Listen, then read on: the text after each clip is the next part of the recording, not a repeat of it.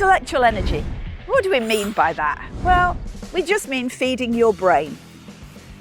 Human beings have the capacity to learn as much as we want to learn.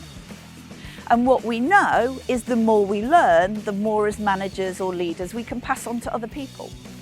Intellectual energy is about feeding your brain. It's about getting curious. Dare I say nosy. How often do you read something or watch something and kind of go, oh, I wonder where they started, and you have no idea?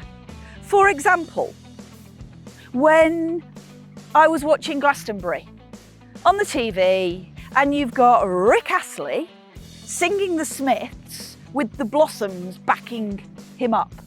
Like, there's so much information I don't know there. Like, how old is Rick Astley?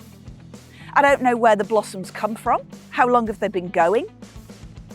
Has Rick Astley got permission from the Smiths? And actually I find out because I needed to know the answer. He doesn't need permission because it's a live gig. But just that one scene, I can choose to feed my intellectual energy by asking questions and seeking out the answers, or I can kind of let it pass me by. Like, how many of you go to IKEA? Probably a fair few of you watching the film. Why did IKEA start? Do you know? Big warehouse?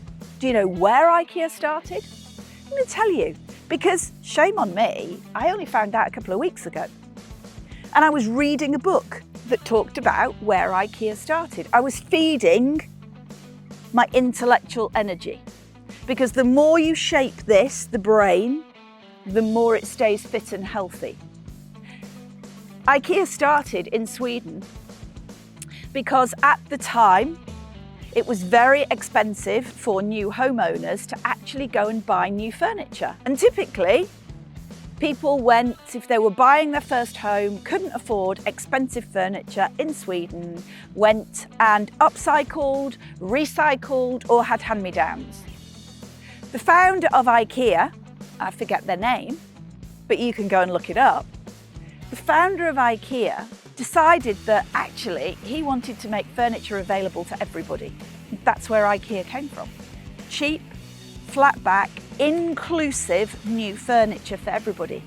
But here's the thing, in Sweden at the time, he started pricing below all the other furniture manufacturers, who then embargoed him for all of the materials he needed.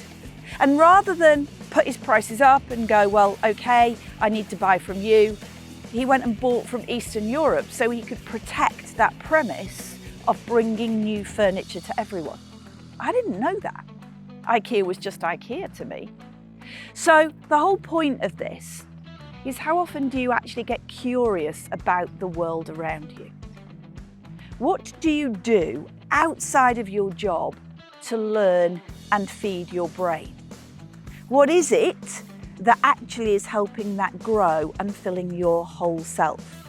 So intellectual energy, mental energy is just about learning. And if I'm learning, I've got lots of things to pass on to people. What I'm going to get you to do very shortly is to think about, where do you learn from? It could be TikTok. I've learned so much on TikTok about what you could put in an air fryer in 3 minutes, to reading books, or it might be that you gain your information from some of the apps available, Blinkist, where you can read a book in 15 minutes. Whatever it is, you should be doing something regularly to feed your brain. Podcasts, watching films, documentaries on Netflix, or just seeking a new piece of information every day.